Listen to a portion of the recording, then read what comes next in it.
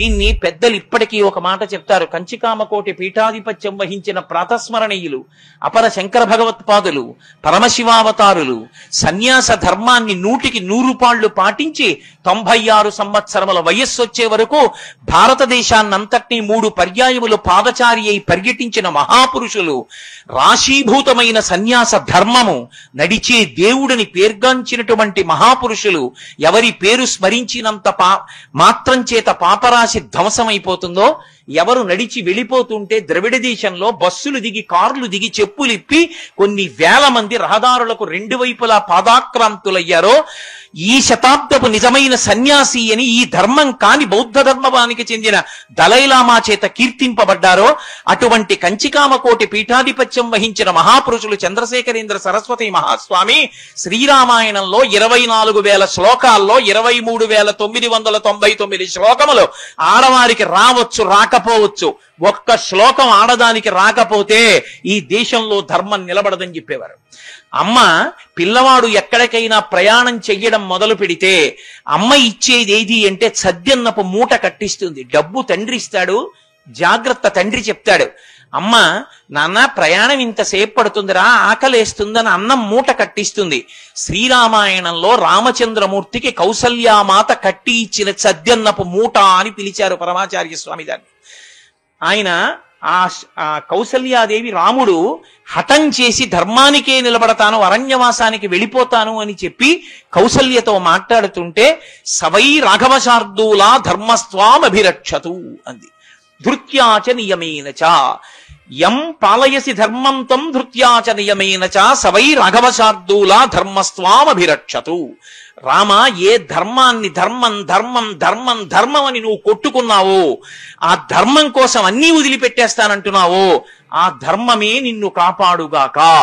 ధృతితో నియమముతో ఈ ధర్మమునే నీవు పట్టుకొనేదవుగాక అందావిడ. ఎందుకని? ధర్మాన్ని ఆచరించేటప్పుడు ప్రయోజనం వెంటనే కలగచ్చు కలగకపోవచ్చు. కాసేపు ధర్మాన్ని పక్కన పెట్టేస్తే అనేకమైన సుఖాలు కలుగుతాయని అనిపించవచ్చు. కానీ ధర్మాన్ని పట్టుకున్నవాడు శాశ్వత సుఖాలు పొందుతాడు. ధర్మాన్ని వదిలిపెట్టి సుఖాలు పొందినవాడు ఇక్కడ సుఖపడ్డాను అనుకుంటాడు, కానీ శాశ్వతమైనటువంటి పాపాల మూటని భుజానికి తగిలించుకుని కొన్ని కోట్ల జన్మలు తిరియక్కుగా వెళ్ళిపోయి తనంత తాను చచ్చిపోవడానికి కూడా స్వేచ్ఛ లేని భయంకరమైన జన్మలు పొందుతాడు. మనం తెల్లవారి లేస్తే ఎన్ని ప్రాణుల్ని చూడటం లేదు. మోటార్ సైకిల్కి మొక్కజొన్న పొత్తులు గుత్తి కట్టినట్టు కాళ్ళన్నీ కలిపి గుత్తి కట్టి తీసుకెళ్లిపోతుంటే ఆ వేగానికి వాటి తలలు ఆ రహదారికి కొట్టుకుంటుంటే పైకెత్తలేక నెత్తురు చిమ్ముతూ అవి ఎంత బాధపడుతున్నాయో. ఏదో జన్మలో చేసిన పాపం పునర్జన్మ సిద్ధాంతమే సనాతన ధర్మమునకు ఆయువు పట్టు. నువ్వు చేసింది నువ్వు అనుభవించవలసిందే, మళ్ళీ శరీరం స్వీకరించాలి. శరీరం స్వీకరించాలన్న భయం నీకుంటే ఒక ఇంట్లో ఉన్న బూర్ల మూకిడికి ఎంత ఆయుర్దాయం ఉంటుందో అంత ఆయుర్దాయం కూడా వ్యక్తికి ఉండదు. మా ఇంట్లో ఓ మూకుడుంది. ఆ మూకుట్లో నాకు తెలిసి మా తాతగారి తద్దినానికి గారులు ఉండారు. అదే మూకుట్లో మా నాన్నగారి తద్దినానికి గారులు వండించాను. అమంగళకరమైన మాట మంగళకరమైన సభలో నేను అనడం ఎందుకు? ఆ మూకుడుకున్న ఆయుర్దాయం మా ఇంట్లో ఉన్న 3 తరాలకి ఆ మూకుట్లో గారులు ఉండారు. అంటే ఆ మూకుడుకున్న ఆయుర్దాయం మా ఇంట్లో ఉన్న వాళ్ళందరికీ ఉందని చెప్పడం కష్టం. ఆయుర్దాయం తక్కువైనా చాలా గొప్ప జన్మ ఎందుకైంది అంటే శాస్త్రాన్ని పట్టుకుని అనుష్ఠించగలిగిన జన్మ మనుష్య జన్మ ఒక్కటే.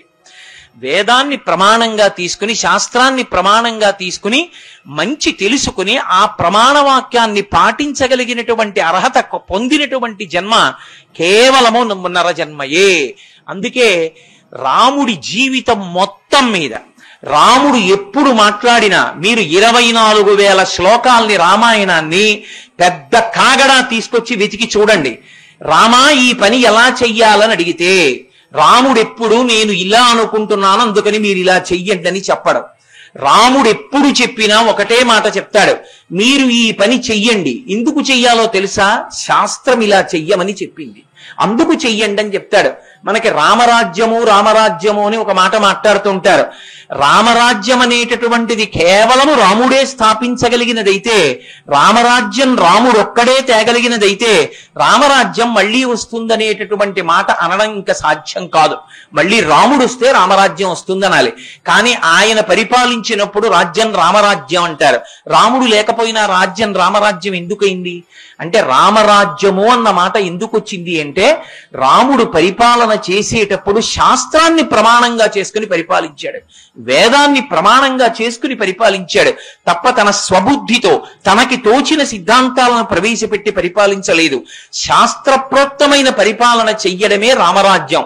రామరాజ్యంలో దొంగల భయం లేదు, పెద్దవాళ్లు పిల్లలకి తద్దినం పెట్టడం లేదు, ప్రమాదాలు జరగడం లేదు, విధవలుగా ఆడవాళ్లు ఉండడం లేదు, బిడ్డలు పుట్టకపోవడం అన్నది లేదు, యజ్ఞయాగాదులు సమృద్ధిగా జరుగుతుండేవి, నెలకి 3 వర్షాలు పడుతుండేవి, పాడి పంటలతో రాజ్యమంతా సుభిక్షంగా ఉండేది. అంటే రాముడు శాస్త్రాన్ని ప్రమాణంగా తీసుకుని పరిపాలించాడు కాబట్టి ఆ దేవతలందరూ అనుగ్రహించారు.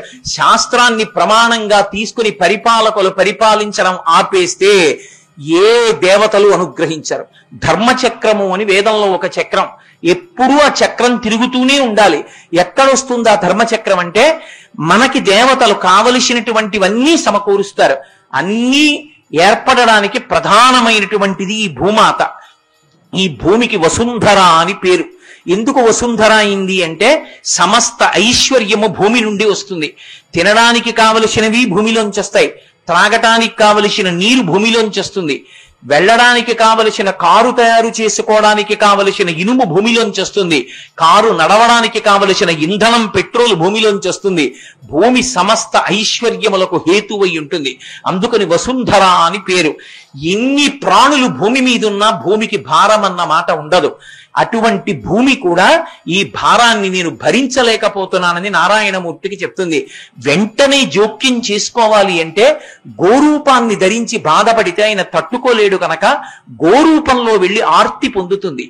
భూమి దేన్ని భరించలేదు? బాహ్యంలో ఉండేటటువంటి బరువుని భరించలేనన్న మాట అనదు. ఏది భరించలేదు అంటే పాపాన్ని భరించలేదు. పాపము అన్న మాటకు అర్థం ఏమిటి? పాపము అంటే భగవంతుడు ఎలా బ్రతకమని చెప్పాడో అలా బ్రతకకపోవడమే పాపం. భగవంతుడు భోగములను అనుభవించద్దని చెప్పలేదు. భోగం అనుభవించద్దని భగవంతుడు అని ఉంటే ఆయన కన్నా పైశాచికత్వం ఉన్నవాడు లోకంలో ఇంకోడు లేడు. కళ్ళిచ్చినటువంటి పరమేశ్వరుడు భోగములను చూడమన్నాడు, అనుభవించమన్నాడు. ఒక జలపాతాన్ని చూడొద్దన్నాడా? ఒక పర్వతాన్ని చూడొద్దన్నాడా? ఎక్కడ అందం ఉంటే అక్కడ అందాన్ని చూడొద్దన్నాడా? కానీ చూసేటప్పుడు మనస్సుని మాత్రం అధ్యవసాయంతో సుబుద్ధితో నింపుకొమ్మని చెప్పాడు శాస్త్రం ప్రమాణం చేసుకొని. మాతృవత్పరదారేషు, నీకొక అందమైనటువంటి అతివ కనపడింది, కంచిలో నేను దర్శనం చేసే నా తల్లి కామాక్షి ఇవాళ నాకు దర్శనమివ్వడానికి నా ముందుకొచ్చి ఇలా కూర్చుంది, అది నా తల్లి తేజస్సు అనుకున్నాను అనుకోండి, నేను పైకి ఎక్కుతున్నాను. నా మనసులో దృష్టికోణం మారిందనుకోండి, నేను కిందకి దిగిపోతున్నాను. కేవలం అందుకే మనయేవ మనుష్యానాం కారణం బద్ధమోక్షయోహు, ఆ మనసు సంస్కరింపబడాలి. ఆ మనసు సంస్కరింపబడినాడు పాపము నుండి విముక్తి పొందాలి అంటే నడవడి ప్రధానం, ఆచారం ప్రధానం. ఆచారము ఎలా ఉండాలి అని చెప్పేటటువంటిదే వేదం. అందుకే వేదము స్పృశించినటువంటి విషయం ఉండదు. వేదము సమస్త విషయాల్ని స్పృశిస్తుంది. అందున ప్రధానంగా ధర్మబోధ అంతా కూడా వేదమే చేస్తుంది. ఆ ధర్మాన్ని మనం ఎంతకాలం పట్టుకుంటామో అంతకాలం మనం భగవంతుడి వైపుకి అడుగులు వేస్తాం. ఆ ధర్మచక్రం తిరగాలి. దేవతలు మనకి కావలసినవన్నీ ఇస్తారు, మనం దేవతలకి అన్నం పెట్టాలి. అన్నం పెట్టాలంటే మనం అగ్నికార్యం చేసి, మనం హోమం చేసి హోమంలో హవిస్సుని సమర్పించాలి.